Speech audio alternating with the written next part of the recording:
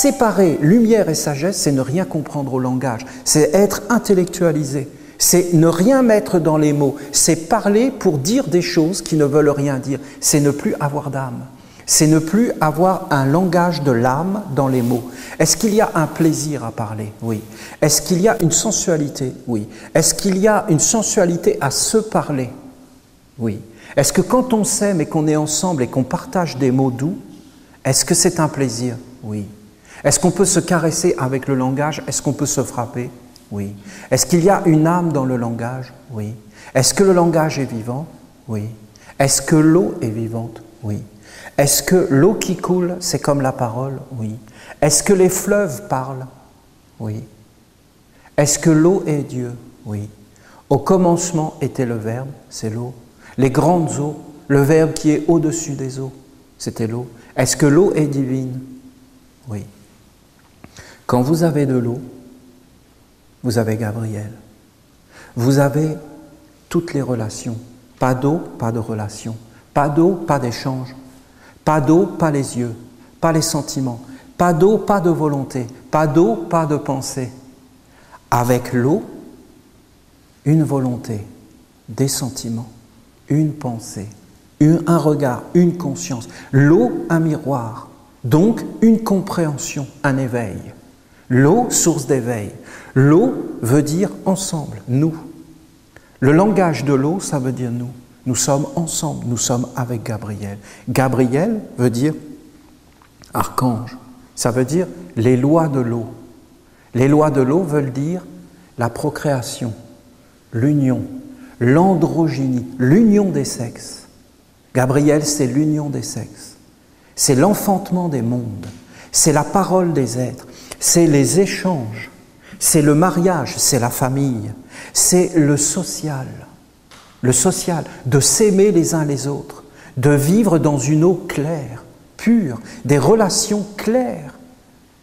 Aucun déchet, Gabriel dit, aucune eau stagnante, aucune eau stagnante. Les enfants de Gabriel méditent, s'inclinent, disent « Notre Père, Dieu ».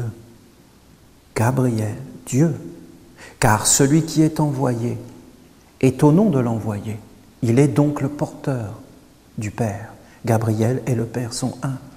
Gabriel, le Père sont un.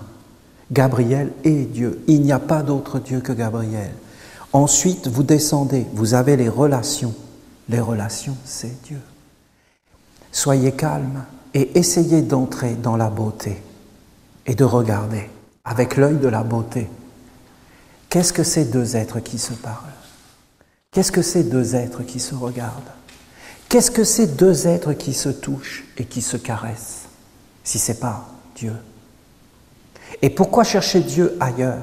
Et mettez tout ça dans un monde supérieur, et vous verrez que nous sommes des êtres qui devons respecter la vie, et respecter toutes ces lois. La relation était faite, parce que Enoch, jusque dans le plan terrestre, les pierres, avait redressé. Mais qu'est-ce que la pierre? C'est l'homme. Qu'est-ce que la pierre philosophale qui transforme tout en or? Mais c'est l'homme, la pierre. C'est son corps qui philosophe. C'est l'homme qui parle. Les dieux ont créé l'or, la perfection dans le monde minéral. Mais l'homme peut créer l'or, la perfection dans les quatre mondes. Dans le monde du feu, c'est-à-dire les grands idéaux. Dans le monde de l'air, c'est-à-dire la culture, l'éducation. Dans le monde de l'eau, c'est-à-dire les relations sociales. Dans le monde de la terre, ça veut dire l'abondance, la prospérité, la joie, la fête, la profusion, la vie belle, le bonheur sur la terre, parce que tout est en relation juste et claire. Alors vous avez là cette idée de la famille, toutes ces idées des générations et d'accueillir les enfants. Et si nous nous concentrions sur les enfants, non pas pour les gâter, ce mot veut dire ce qu'il veut dire, mais si nous nous concentrions sur les enfants comme des adultes, avec le sentiment d'être des êtres responsables, et dans quel monde nous les accueillons, nous irions systématiquement et naturellement vers l'enseignement essénien. Qu'est-ce que ton âme? C'est l'eau. Qu'est-ce que l'eau? L'agent universel, le lien avec tout. L'âme est universelle, mais individuelle. Voilà la grande question de Gabriel. Et quand on s'est approché de Gabriel et qui nous a donné toutes les instructions de mettre une statue, de mettre un collier, de mettre une source, et toutes ces choses, et après il a dit, comment vous devez m'honorer, moi Gabriel? Eh bien, vous devez m'honorer à travers l'eau qui coule. Mais qu'est-ce que nous devons faire? Alors, c'est le baptême.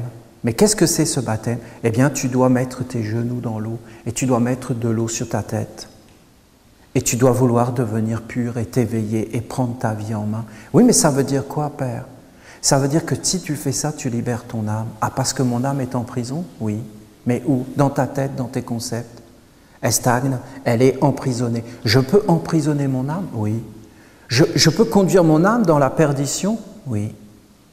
Je peux conduire mon âme dans la libération, dans le côté universel? Oui. Voilà ce qu'il a dit. Je suis la libération de ton âme.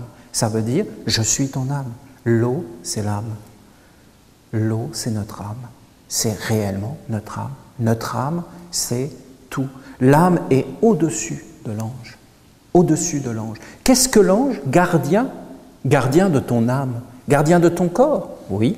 S'il est avec ton âme. Gardien de ta pensée? Oui. De ton être? Oui. De ton identité? Oui. S'il est avec ton âme. Mais s'il n'est pas avec ton âme, si c'est une âme en peine, l'ange ne peut pas te garder. Lui, il va garder ton âme. Il garde ton âme, le précieux, ce que l'on ne voit pas, mais qui est pourtant la totalité. Est-ce que le corps, c'est l'âme? Mais oui, le corps, c'est l'âme. On ne peut pas séparer les mondes. Je vous dis, c'est jusque dans le plan physique.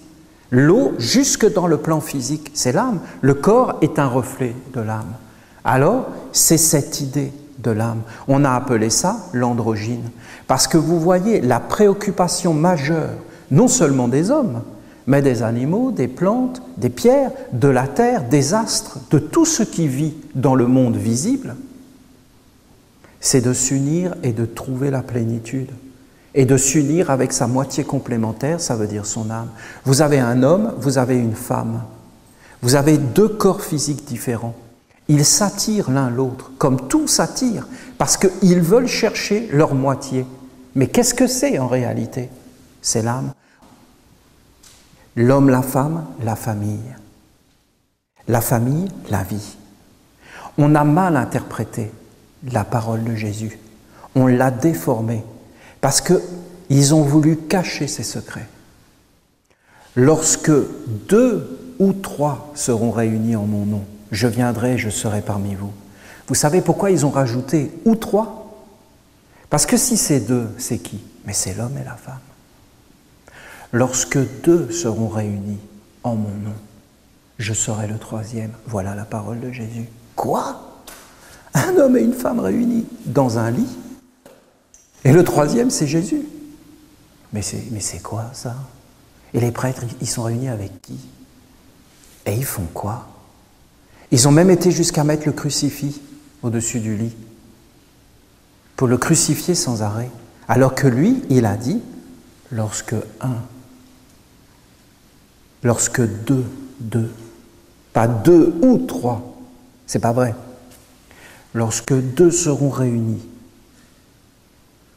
en mon nom, je serai le 3e. Parce qu'il n'y a jamais 2 sans 3. Le diable dit la même chose. Lorsque 2 seront réunis en mon nom, je serai le 3e. C'est quoi? La relation. Le 3e, c'est toujours la relation. 1, 3. Pas 1, 2. Ça n'existe pas. 1 plus 1 n'a jamais fait 2. Ça, c'est vraiment de l'endoctrinement, des mathématiques de comptables et de banquiers. Si vous entrez dans les vraies mathématiques de la vie, 1 plus 1 fait 3. C'est ce que tout le monde a dit depuis le commencement des temps. Un homme, une femme, le Christ ou le diable. Ou dans les relations. 1 plus 1, Gabriel. Les relations. L'eau pure ou l'eau stagnante. L'âme, c'est l'eau. L'eau, les relations. Les relations, les échanges. Les échanges, la fécondation, tout. L'âme, c'est tout. Tout est l'âme. Le corps, c'est l'âme. La pensée, c'est l'âme. Tout est l'âme. L'âme, c'est quelque chose de très haut. Je vous ai déjà expliqué. Vous avez cette structure. Vous avez l'esprit qui ne veut rien dire. Ça ne veut rien dire, esprit. Alors, si vous voulez vraiment le comprendre, il faut dire les semences. Ça veut dire quelque chose. Ensuite, vous avez l'âme. L'âme, c'est-à-dire ce qui est immortel, éternel. Vous avez Dieu, le Père, et Dieu, la Mère. L'âme, c'est l'épouse, c'est le calice pur, c'est le sexe féminin. Le sexe féminin, qu'est-ce que c'est? C'est le calice. Le calice. Quand le prêtre lève le calice, il lève le sexe féminin. Et quand il lève l'hostie, il lève le sexe masculin. Et le sexe féminin, c'est l'épouse. Ensuite, en dessous, vous avez la destinée. Et la destinée, eh bien, c'est la force créatrice de l'âme. Mais en vérité, nous n'aurions jamais dû descendre en dessous de l'âme. Nous devons rester avec Dieu. Comment tu sais que tu es avec Dieu? Parce que l'eau est Dieu, l'air est Dieu. Si l'eau n'est plus Dieu dans ta conscience, dans ta sensibilité, c'est que ça y est, tu t'es séparé. Alors tu vis en dehors. Si tu vis en dehors, tu vis dans une âme en peine, chutée. Donc, tu es malheureux, malheureuse, et donc tu vas chercher ta moitié complémentaire par n'importe quelle façon. Manger, respirer, boire, t'unir, fonder une famille, travailler, avoir une religion, juste pour endormir les angoisses métaphysiques d'être séparé du monde divin. Mais tout ça n'est qu'illusion. C'est des moyens de se rassurer d'une vie qui est fausse. Mais n'importe qui est éduqué, qui est cultivé, et qui réfléchit sur ce que je dis là, parce que je suis en train de vous démontrer par un théorème mathématique les lois que non seulement Dieu existe, c'est mathématique ce que je vous dis, c'est dans le quotidien. Est-ce que ça nous rend faibles? Ah ben oui, mon Dieu, on n'a plus qu'à se mettre à genoux, d'aller voir Gabriel et se mettre à genoux. Moi, le premier, on est bien d'accord. Moi, je ne me mets pas en dehors du nous. Hein. Moi, j'ai aucun problème à aller me mettre à genoux devant Gabriel quand je vois ça. Parce que les mathématiques, c'est bien beau. Mais après, il faut les rendre vivants dans notre vie. Et mon Dieu, que les profanations au Dieu de l'amour, qu'est-ce qu'on en fait? Comment faire autrement? On baigne dans ce jus-là. On baigne dans cet océan. On est éduqué de cette façon. Des semences inconscientes viennent à travers nos centres inconscients, sans arrêt féconder nos mondes. Nous enfantons notre avenir, futur, passé. Vous savez, la grande mode, le moment présent. Vivre le moment présent. Échapper à la réalité des mondes, entrer dans une illusion intégrale, la plus grande des profanations. Enlever toutes les traditions, vivre le moment présent pour soi. Je suis heureux et je m'aime. Tout est parfait dans le meilleur des mondes. Je pratique l'autosuggestion en me regardant dans le miroir. Je me fous royalement des autres. Il n'y a que moi qui compte, que ma petite vie, que mon bonheur, ma satisfaction. Mais tu ne pourras jamais avoir une âme. L'âme, c'est d'être vaste comme l'univers. L'âme, ton âme, c'est l'autre. C'est pas toi. Si tu crois que ton âme, c'est toi, elle est en prison. Mais si tu vois que ton âme, c'est l'autre, alors tu es sur le chemin d'avoir une âme. Parce que Jésus a dit, « Je suis en vous, vous êtes en moi ». Il parlait du Mahatma, la grande âme. Mais ça n'a rien à voir avec ce que l'Inde a fait de cette idée de Mahatma. Tout ça est faux. Ce sont des concepts malades qui viennent de sphères inconscientes d'êtres non éduqués dans des mondes supérieurs. Est-ce que je peux trouver mon âme à l'extérieur de moi? Oui, mais non. Je ne peux trouver mon âme que dans le chemin vertical vers le haut. Une fois que je l'ai trouvée vers le haut, je la trouve autour de moi.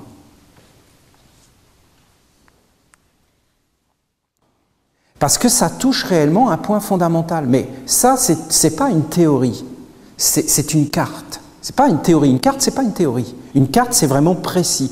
C'est précis, ça pourrait être mieux. C'est l'ébauche d'une carte. Regardez les premières cartes du monde, hein, c'était des ébauches. Regardez maintenant avec les satellites. Il faut toujours commencer avec une ébauche et après, tout doucement, on va aller vers un affinage. Ce n'est pas forcément à moi de faire l'affinage. Mais une carte ne veut pas dire qu'on va comprendre le voyage et toutes ces choses. Parce qu'on peut très bien être stagnant, savoir que le monde est comme ça, et alors, ça fait quoi? C'est juste une connaissance. Moi, je vous dis que ça touche quelque chose de fondamental dans la vie. Et donc, on voit bien que si cette histoire est vraie, et je vous dis qu'elle est vraie, c'est une certitude absolue. Si cette histoire est vraie, et c'est vrai, c'est pas vrai comme ça, c'est pas vrai dans un monde, c'est vrai dans tous les mondes. C'est vrai, c'est une perfection. C'est comme l'eau est vraie, l'air est vrai, ce que je vous dis là est vrai. Est vrai parce qu'il va vous éclairer dans toutes vos relations. Vous allez tout comprendre si vous regardez cette carte et que vous regardez, par exemple, vous parlez avec votre femme, vous parlez avec votre mari, vous allez voir qu'en réalité, il y a un passé qui vient sans arrêt. C'est la question. Avec qui es-tu marié? Alors, ce n'est pas la question d'être marié, c'est qu'est-ce que tu vas mettre au monde comme enfant? Parce que nous sommes tous des femmes, puisque nous sommes tous des âmes. Donc, le principe féminin, c'est notre principe. Est-ce qu'il peut y avoir un homme sur la terre? Non, ce n'est pas possible, parce que ce serait super dangereux. Parce que si on était des hommes, ça voudrait dire qu'on serait des porteurs de semences, c'est ça l'homme. Mais bien sûr qu'on est tous ensemencés, mais il n'y a que le monde divin qui a le droit de féconder.